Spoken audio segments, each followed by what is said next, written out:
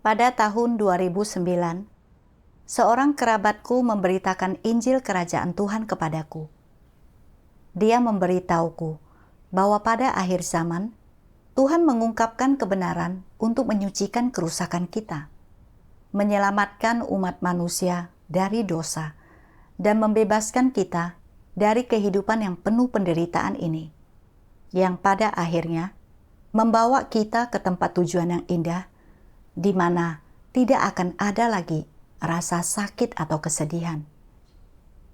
Begitu mendengar ini, aku berpikir, bukankah ini tepatnya kehidupan yang selalu kudambakan? Kemudian, aku dengan senang hati menerima pekerjaan Tuhan pada akhir zaman, dan segera mulai melaksanakan tugasku di gereja. Selama beberapa tahun berikutnya, keluarga kami semuanya baik-baik saja, dan hidup kami berjalan lancar. Aku sering bersyukur kepada Tuhan, dan aku bahkan lebih termotivasi untuk meninggalkan segala sesuatu, serta mengorbankan diri. Kemudian, suatu sore di musim gugur tahun 2019, putri sulungku mendapat telepon dari kantor polisi. Telah terjadi kecelakaan di lokasi konstruksi tempat suamiku menjadi kontraktornya. Seorang pekerja migran meninggal karena kecelakaan kerja, dan suamiku telah dibawa ke pusat penahanan untuk menunggu diproses. Ketika mendengar berita itu, pikiranku menjadi kosong. Aku berpikir dalam hati, bagaimana ini bisa terjadi? Berapa banyak ganti rugi yang harus kami bayar? Kami sama sekali tidak punya uang. Kami tidak mampu membayar ini. Dengan suamiku ditahan, bukankah keluarga kami akan hancur? Aku bahkan tidak bisa menggambarkan apa yang kurasakan dalam batinku. Putriku mengeluh, bukankah ibu percaya kepada Tuhan? Bagaimana hal seperti ini masih bisa terjadi pada keluarga kita? Ketika kerabat kami di kampung halaman mendengar tentang hal itu, beberapa mengeluh betapa malangnya mereka sampai mengalami semua ini. Semua uang yang mereka peroleh selama bertahun-tahun menjadi sia-sia. Yang lain berkata, siapa yang tahu berapa banyak yang harus mereka bayar? Mendengar mereka semua berbicara pada saat yang sama, tanpa ada yang menawarkan untuk membantuku mengumpulkan uang, dan malah hanya melontarkan kata-kata yang tidak berperasaan. Aku merasa sangat berkecil hati. Selain itu, aku khawatir keluarga pekerja yang meninggal itu akan datang dan membuat masalah. Selama beberapa hari itu, aku ketakutan dan cemas. Aku tidak bisa makan atau tidur dengan nyenyak. Setiap kali aku memikirkan tentang ganti rugi itu, aku diliputi kekhawatiran. Semua uang yang diperoleh suamiku dengan bekerja keras dari pagi hingga malam selama beberapa tahun terakhir ini habis untuk melunasi utang dan membeli mesin serta peralatan. Tidak ada uang kami yang tersisa. Jika kami harus membayar ganti rugi ratusan ribu yuan, dari mana aku akan mendapatkan uang sebanyak itu? Yang bisa kulakukan hanyalah mempercayakan kesulitan-kesulitan ini kepada Tuhan dan berdoa, Tuhan, aku tidak tahu apa yang harus kulakukan mengenai pembayaran ganti rugi yang sangat besar ini. Aku tidak bisa mengandalkan kerabat atau teman-temanku. Aku menyerahkan semua ini ke dalam tangan-Mu. Tolong bantu aku melewati masa sulit ini. Beberapa bulan kemudian, setelah mediasi oleh pengadilan, pihak lawan menuntut ganti rugi sebesar 280.000 yen. Pengacara berkata bahwa jika kami bisa membayar uang itu, dan pihak lawan menandatangani surat pengampunan, suamiku tidak perlu masuk penjara. Jika kami tidak bisa membayar, dia akan dijatuhi hukuman. Angka 280.000 yen itu selangit bagiku. Bagaimana mungkin seorang wanita sepertiku mendapatkan uang sebanyak itu? Namun, jika aku tidak bisa membayar, suamiku akan dijatuhi hukuman penjara. Mau tidak mau, aku harus pergi meminjam uang dari semua kerabat kami.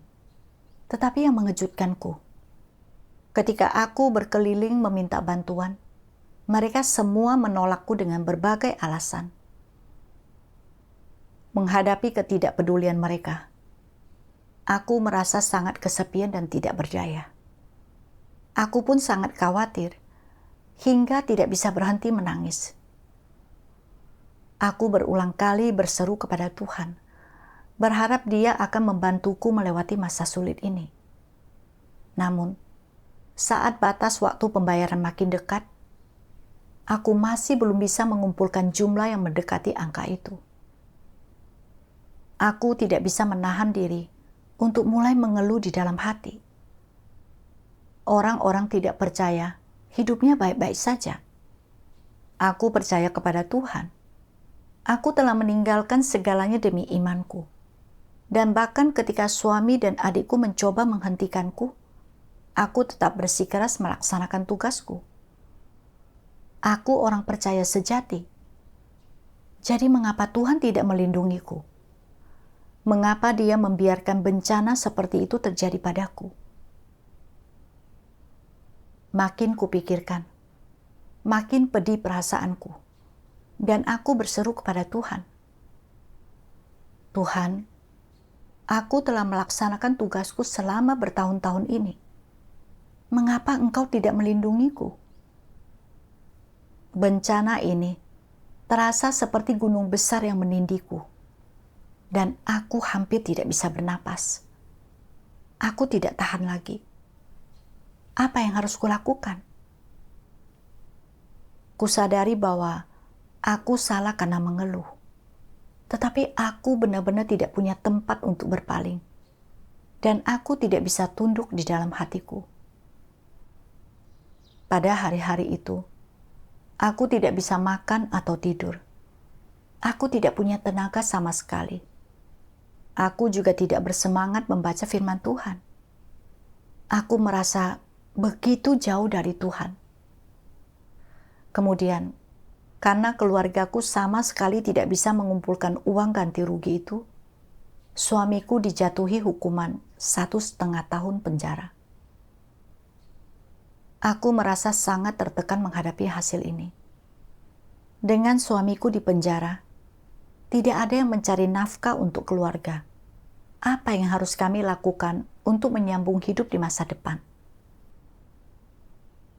Saat menghadapi kesulitan-kesulitan ini, aku merasa tidak bisa mengandalkan siapapun selain diriku sendiri. Aku mulai berpikir, tidak akan bisa lagi melaksanakan tugasku secara penuh waktu, dan harus menghabiskan setengah hari untuk bekerja paruh waktu. Setelah pengawas gereja mengetahui situasiku, dia memberikan persekutuan untuk membantuku, dan berkata bahwa aku harus mencari maksud Tuhan atas yang terjadi pada keluargaku, serta memetik pelajaran dari sana. Jadi, aku mulai berdoa dan mencari kepada Tuhan. Selama saat teduhku, aku membaca beberapa firman Tuhan. Tuhan Yang Maha Kuasa berfirman, pernyataan Ayub, apakah kita mau menerima yang baik dari tangan Tuhan dan tidak mau menerima kesukaran? Sudah menjelaskan mengapa Ayub mampu tunduk kepada Tuhan, dan ada kebenaran yang harus dicari dalam hal ini. Apakah Ayub mengungkapkan keluhan atau ketidakpuasan apapun saat mengatakannya? Apakah ada ambiguitas atau implikasi negatifnya? Jelas tidak ada. Dengan menjalani ujian ini, Ayub akhirnya memahami bahwa bagaimana Sang Pencipta memperlakukan manusia bukanlah sesuatu yang bisa diputuskan oleh manusia. Ini mungkin terdengar agak tidak nyaman untuk didengar, tetapi inilah faktanya. Tuhan telah mengatur nasib seumur hidup setiap orang. Apakah engkau menerimanya atau tidak? Ini adalah fakta. Engkau tidak dapat mengubah nasibmu. Tuhan adalah Sang Pencipta, dan engkau harus tunduk pada pengaturan dan penataannya. Apapun yang Tuhan lakukan adalah benar, karena Dia adalah kebenaran, dan Dia adalah yang berdaulat atas segala sesuatu. Manusia harus tunduk kepadanya. Segala sesuatu ini termasuk dirimu, dan itu termasuk semua makhluk ciptaan lainnya. Kalau begitu, salah siapakah jika engkau selalu ingin bersikap menentang? Inilah masalah dengan manusia. Engkau selalu ingin mencari-cari alasan dan mencari kesalahan. Apakah ini benar? Engkau selalu ingin menerima berkat dan keuntungan dari Tuhan. Apakah ini benar? Tidak ada satupun dari hal ini yang benar. Pandangan-pandangan ini adalah pengetahuan dan pemahaman yang keliru tentang Tuhan. Justru karena pandangan yang mendorong kepercayaanmu kepada Tuhan itu tidak benar, engkau pasti akan menentang, berbantah dengan, dan melawan Tuhan setiap kali sesuatu terjadi padamu. Selalu berpikir, salah jika Tuhan melakukan ini. Aku tidak bisa memahaminya. Cara Dia melakukannya tidak sesuai dengan gagasan manusia.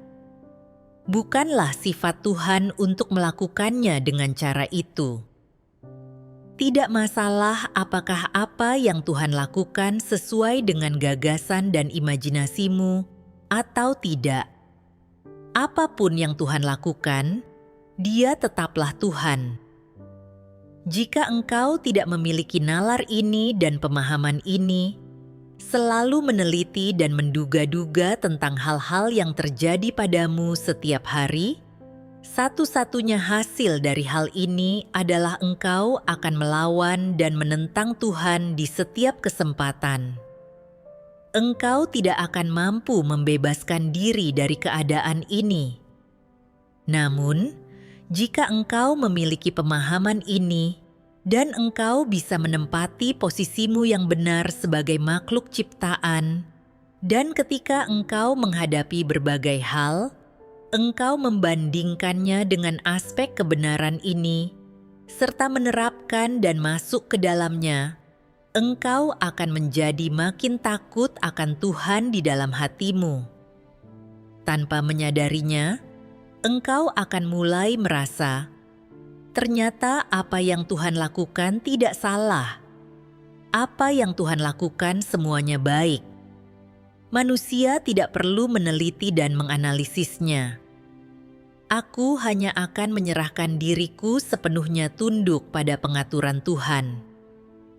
Ketika engkau mendapati dirimu tidak mampu tunduk kepada Tuhan atau menerima penataannya, hatimu akan merasa ditegur.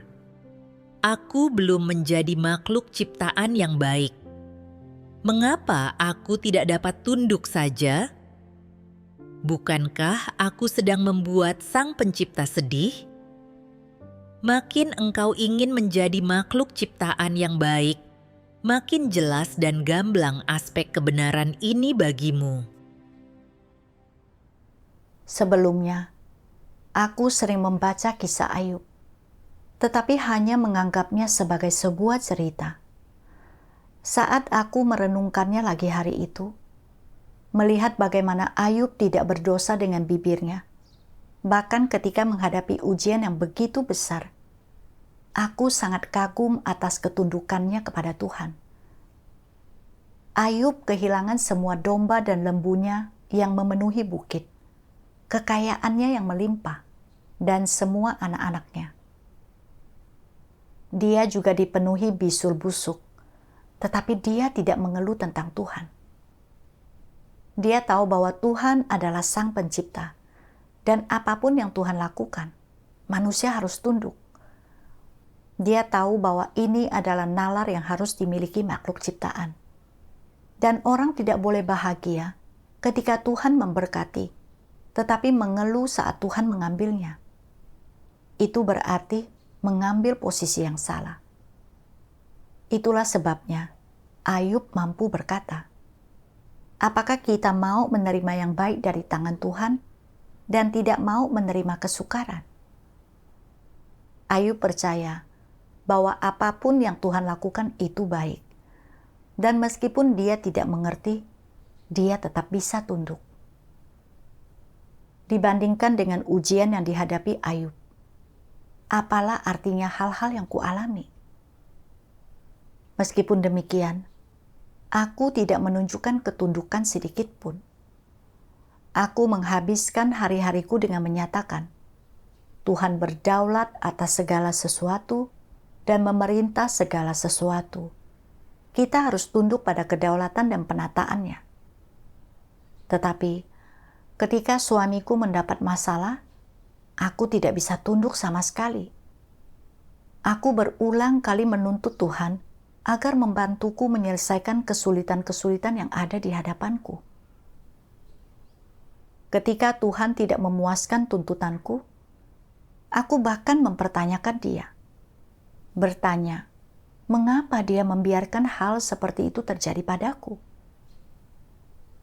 Aku merasa seolah-olah Tuhan mempersulitku, bahwa apa yang Dia lakukan tidak masuk akal. Aku bahkan berpikir untuk melepaskan tugasku demi mencari jalan keluarku sendiri. Aku melihat bahwa aku sama sekali tidak memiliki pemahaman tentang kedaulatan Tuhan dan tidak memiliki sedikit pun hati yang takut akan Tuhan. Ketika aku ingat-ingat, sebelum aku percaya kepada Tuhan, keluargaku mengalami masa-masa indah dan masa-masa sulit. Orang-orang tidak percaya juga terkadang mengalami masa-masa yang mudah. Sementara di lain waktu, mereka menghadapi bencana alam atau bencana buatan manusia. Kenyataannya, nasib seseorang dalam hidup, termasuk berapa banyak kesulitan dan kemunduran yang akan mereka hadapi, sudah ditakdirkan Tuhan sejak lama. Namun, aku percaya bahwa mereka yang percaya kepada Tuhan seharusnya memiliki kehidupan yang lebih baik daripada orang-orang tidak percaya dan tidak seharusnya menghadapi bencana. Bukankah ini pemahaman yang menyimpang dan kurangnya pengetahuan tentang kedaulatan Tuhan? Tuhan adalah Sang Pencipta. Dia paling tahu kebutuhan kita. Dan Dia mengatur lingkungan yang sesuai untuk kita alami. Selalu ada kedaulatan serta penataan Tuhan di balik apa yang terjadi pada setiap orang dan di setiap waktu. Sekalipun segala sesuatu itu di luarnya tidak sejalan dengan gagasan kita, hal-hal itu pasti bermanfaat bagi hidup kita. Aku harus tunduk dan mencari maksud Tuhan. Namun, meskipun aku telah menikmati begitu banyak kasih karunia dan berkat Tuhan, serta penyiraman dan pembekalan firman-Nya, aku tidak menunjukkan rasa syukur sedikit pun. Begitu terjadi sesuatu yang tidak sesuai keinginanku, aku mengeluh dengan penuh kepahitan kepada Tuhan. Kusadari betapa aku tidak memiliki kemanusiaan. Aku dipenuhi penyesalan dan berdoa kepada Tuhan dalam pertobatan, bersedia tunduk pada kedaulatan serta penataannya.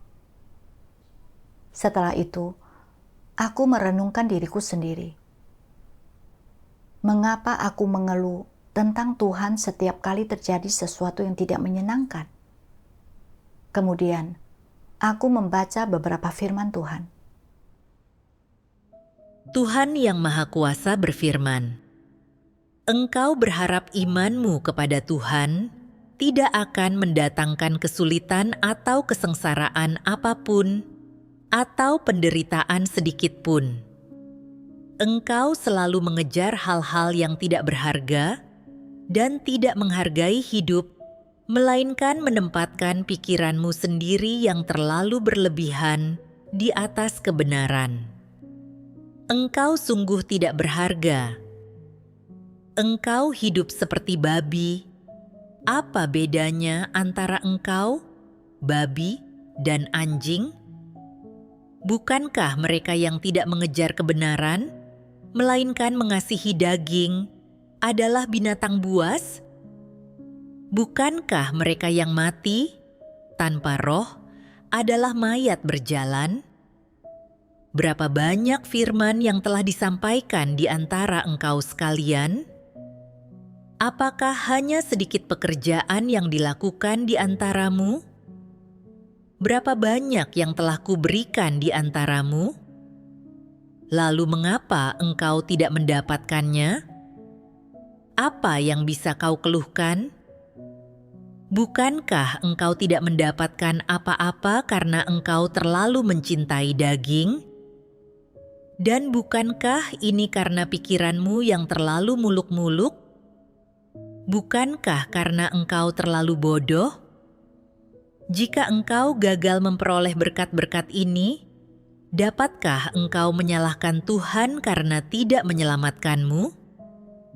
Hal yang kau kejar hanyalah agar dapat memperoleh kedamaian setelah percaya kepada Tuhan, agar anak-anakmu bebas dari penyakit, suamimu memiliki pekerjaan yang baik, putramu menemukan istri yang baik, putrimu mendapatkan suami yang baik, lembu dan kudamu dapat membajak tanah dengan baik. Cuaca bagus selama 1 tahun untuk hasil panenmu. Inilah yang kau kejar. Pengejaranmu hanyalah untuk hidup dalam kenyamanan, agar tidak ada kecelakaan menimpa keluargamu, angin berlalu darimu, wajahmu tak tersentuh oleh debu pasir, hasil panen keluargamu tidak dilanda banjir, agar terhindar dari bencana apapun, hidup dalam dekapan Tuhan, hidup di sarang yang nyaman. Seorang pengecut sepertimu yang selalu mengejar daging, apa engkau punya hati? Apa engkau punya roh? Bukankah engkau adalah binatang? Aku menganugerahkan jalan yang benar kepadamu tanpa meminta imbalan apapun, tetapi engkau tidak mengejarnya. Apakah engkau masih salah satu dari mereka yang percaya kepada Tuhan? Aku menganugerahkan kehidupan manusia sejati kepadamu, tetapi engkau tidak mengejarnya. Bukankah engkau adalah sejenis babi dan anjing? Babi tidak mengejar kehidupan manusia, mereka tidak berupaya supaya ditahirkan, dan mereka tidak mengerti makna hidup. Setiap hari, setelah makan sampai kenyang, mereka hanya tidur. Aku telah menganugerahkan jalan yang benar kepadamu, tetapi engkau tidak mendapatkannya, engkau tetap bertangan kosong. Apakah engkau bersedia melanjutkan kehidupan ini, kehidupan seekor babi? Apa makna kehidupan orang-orang semacam itu? Hidupmu hina dan tercela, engkau hidup di tengah kecemaran dan kecabulan, dan engkau tidak mengejar tujuan apapun. Jadi, bukankah hidupmu adalah yang paling tercela? Apakah engkau masih berani menghadap Tuhan? Jika engkau terus mengalami dengan cara demikian, bukankah engkau tidak akan memperoleh apa-apa? Jalan yang benar telah dianugerahkan kepadamu, tetapi apakah pada akhirnya engkau dapat memperolehnya atau tidak? Itu tergantung pada pengejaranmu sendiri. Saat kurenungkan, firman Tuhan itu menusuk hatiku. Bukankah aku persis seperti jenis orang yang Tuhan singkapkan? Seseorang yang selalu mencari kenyamanan daging, dan tidak punya hati dan roh? Alasanku saat pertama kali percaya kepada Tuhan adalah karena keluargaku selalu menghadapi masalah, dan aku hanya ingin mencari sandaran. Ketika aku mendengar bahwa Tuhan dapat menyelamatkan manusia dan menganugerahkan kedamaian dan berkat, aku memperlakukan Tuhan sebagai penyelamatku yang agung. Kukira, selama aku percaya kepada Tuhan dengan benar dan melaksanakan tugasku, Dia akan memberkati keluargaku dengan kedamaian dan menjauhkan kami dari bencana atau malapetaka. Ketika suamiku mendapatkan kontrak proyek konstruksi, kondisi kehidupan keluarga kami pun membaik. Aku sangat berterima kasih kepada Tuhan dan menjadi lebih proaktif dalam tugasku. Namun, ketika terjadi kecelakaan di lokasi proyeknya, kami tidak mampu membayar ganti rugi, dan dia dijatuhi hukuman penjara. Aku mengeluh bahwa Tuhan tidak melindungiku dan tidak ingin makan dan minum firman Tuhan maupun berdoa. Aku bahkan merasa Tuhan tidak dapat menjadi sandaran dan berpikir untuk mencari jalan keluar sendiri dengan mendapatkan pekerjaan paruh waktu untuk mencari uang.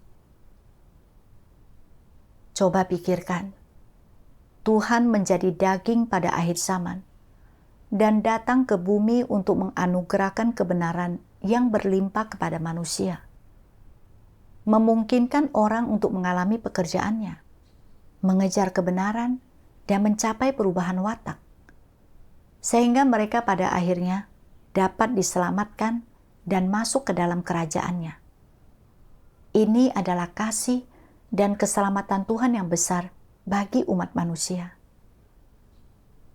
Namun, dalam kepercayaanku kepada Tuhan, tujuan pengejaranku salah. Aku hanya ingin menikmati kenyamanan daging, dan bahkan memiliki angan-angan bahwa jika satu orang percaya kepada Tuhan, seluruh keluarganya akan diberkati. Bukankah ini pandangan iman yang sama yang dimiliki orang-orang beragama? Pada akhir zaman, Tuhan melakukan pekerjaan penghakiman dan hajaran, mengungkapkan kebenaran untuk menyucikan watak rusak manusia.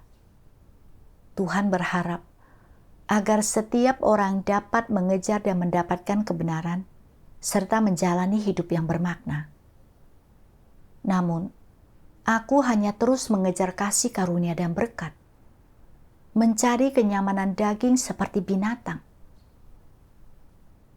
Ini adalah jenis kehidupan yang paling menyedihkan dan tidak berharga. Jika aku terus mengejar jalan ini, aku akan gagal mendapatkan kebenaran dan tidak mencapai perubahan apapun dalam watakku. Bukankah aku akan berakhir dengan tangan kosong tanpa memperoleh apapun? Pada akhirnya, aku akan tetap disingkirkan oleh Tuhan.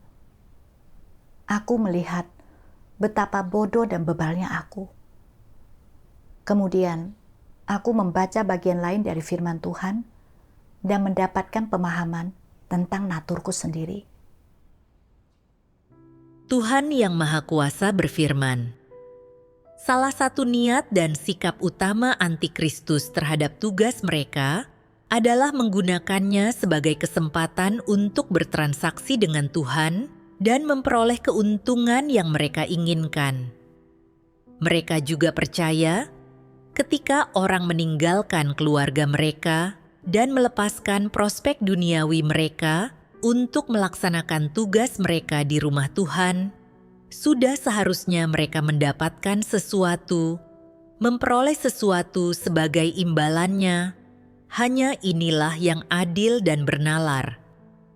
Jika kita melaksanakan tugas kita dan tidak menerima apapun, sekalipun kita menerima beberapa kebenaran, itu tidak sepadan. Perubahan watak juga bukan manfaat yang nyata. Sekalipun kita telah menerima keselamatan, tak seorang pun akan dapat melihatnya.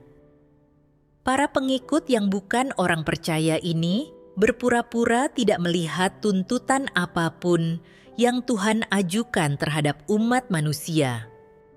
Mereka tidak mengakui ataupun mempercayainya, dan mereka memiliki sikap yang menyangkal terhadapnya.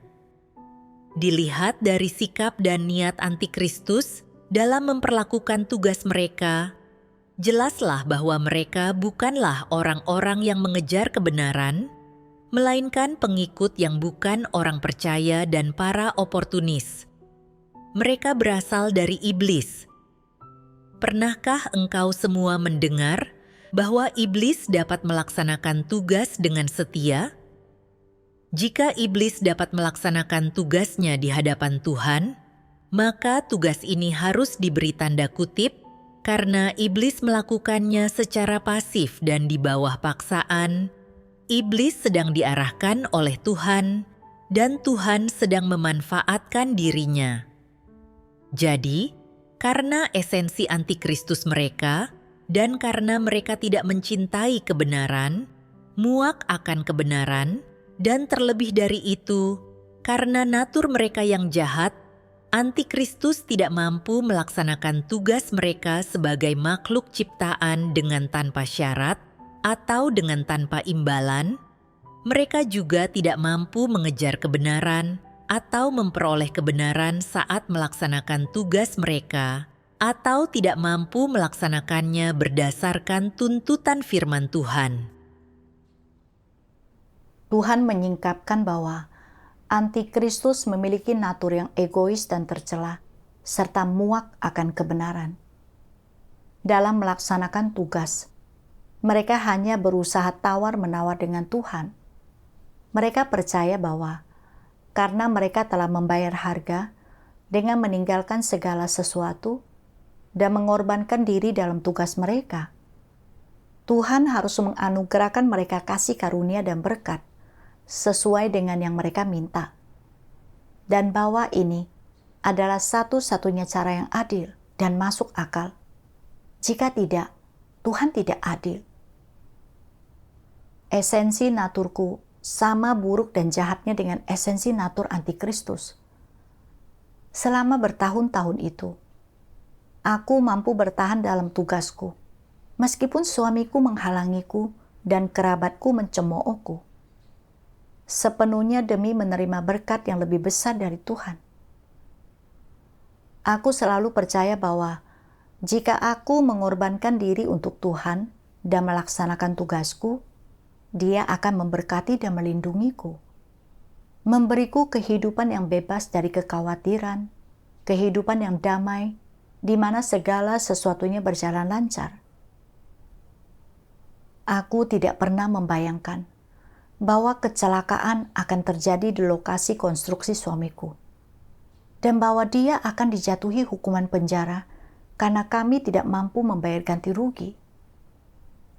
Aku merasa tak mampu menanggung ini.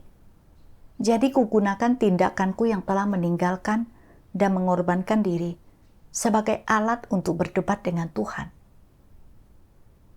Mempertanyakan, mengapa Dia tidak melindungiku?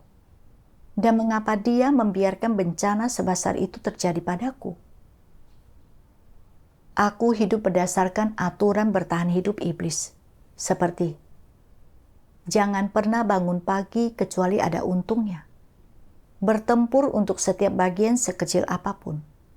Dan jika orang tidak memikirkan dirinya sendiri, langit dan bumi akan menghukumnya.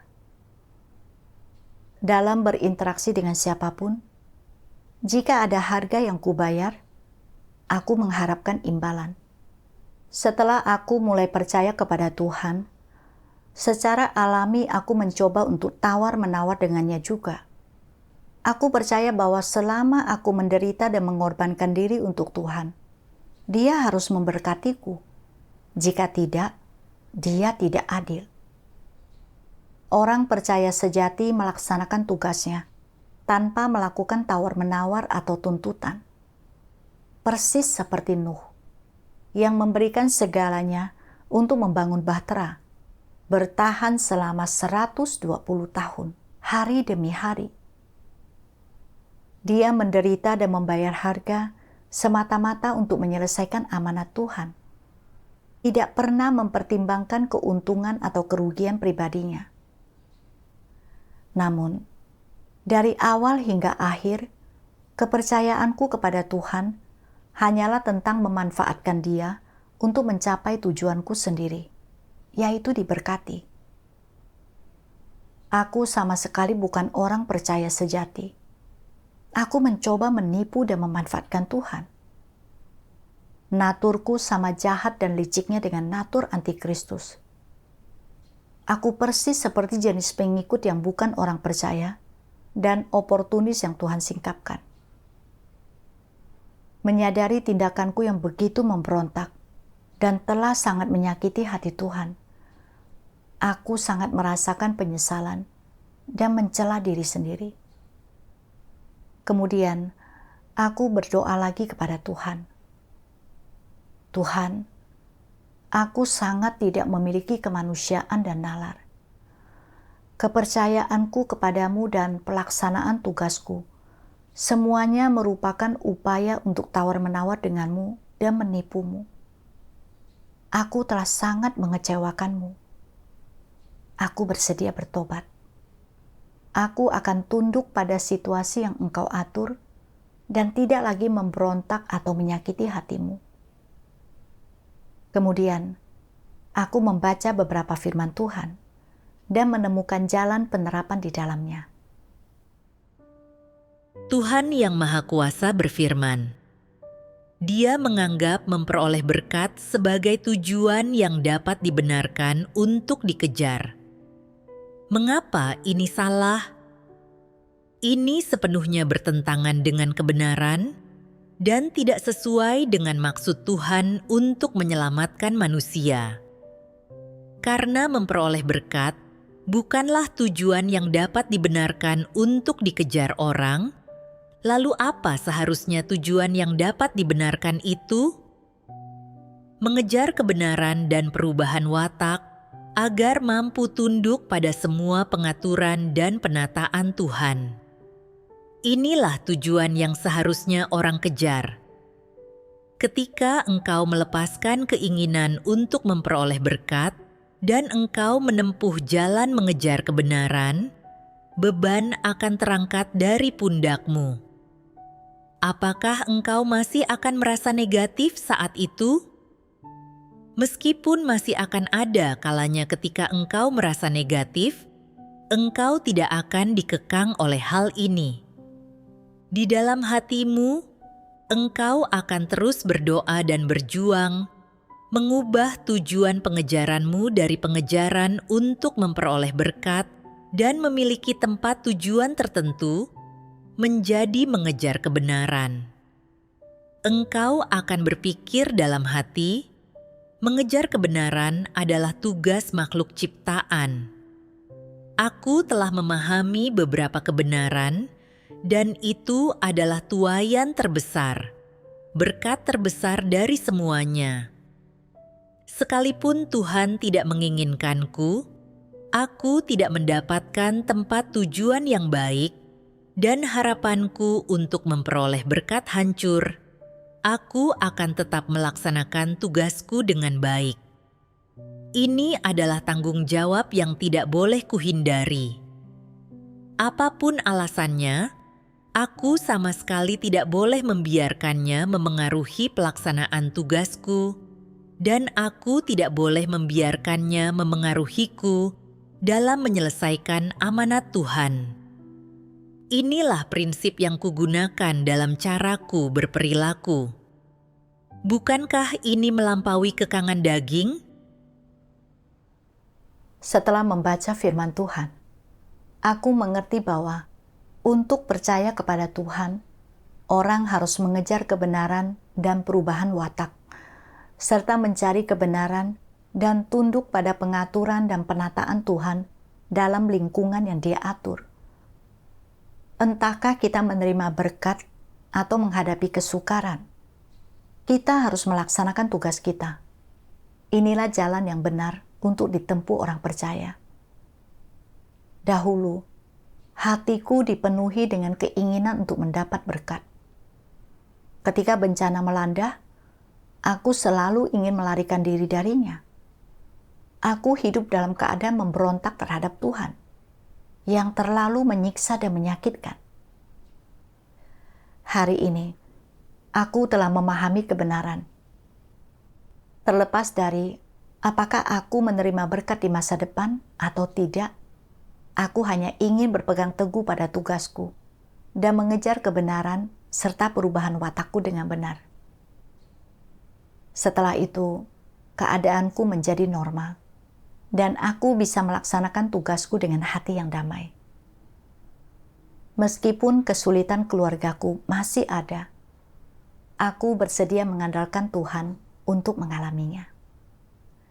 Aku tidak lagi mengajukan tuntutan yang tidak masuk akal pada Tuhan.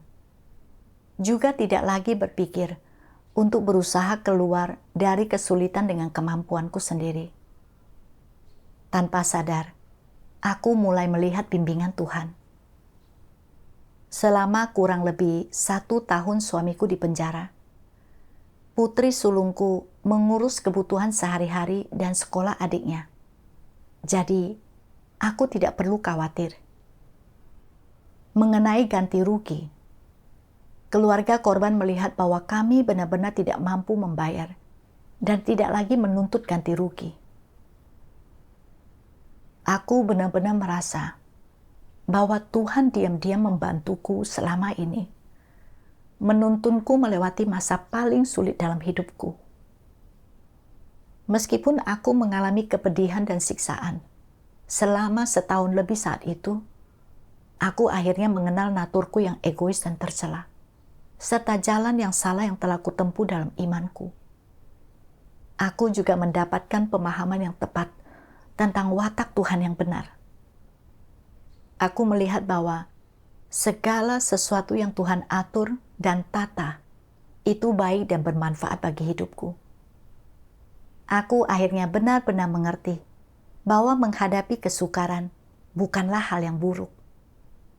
Apapun penderitaan yang kualami, jika engkau bisa memahami kebenaran dan hidupmu bisa bertumbuh, itu berarti menerima berkat Tuhan.